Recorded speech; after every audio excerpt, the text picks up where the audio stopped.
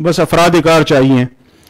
اور اختتام میں ایک اور جوش فوک لور سے ایک چھوٹا سا اینیکڈوٹ آپ کے سامنے شیئر کرتا ہوں اور پھر اجازت چاہوں گا.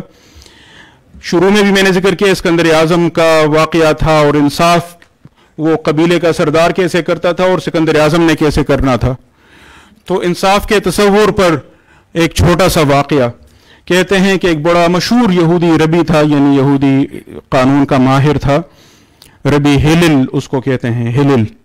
اور یہ جو آگے آخر میں ان کی بات میں کوٹ کروں گا, اس کو ہللز گولڈن رول کہتے ہیں, گولڈن رول, سنہرا قانون.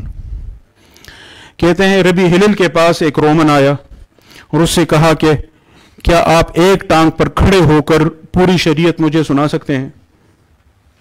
کیونکہ یہودی شریعت اور یہودی فقہ بھی بہت تفصیلی ہے نا. تو وہ تو مذاق اڑا رہا تھا کہ ایک ٹانگ پر کھڑے ہو کر آپ پوری شریعت مجھے سنا سکتے ہیں. اس نے کہا کیا مشکل ہے؟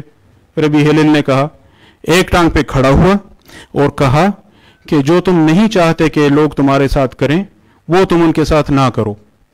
یہ شریعت ہے, باقی تفصیلات.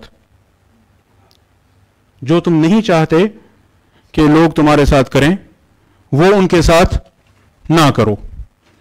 یہی بات بائبل میں حضرت مسیح علیہ السلام سے بھی رپورٹڈ ہے, اور یہی بات پازیٹیو سینٹینس میں حضرت محمد صلی اللہ علیہ وسلم سے بھی حدیث میں آئی ہے.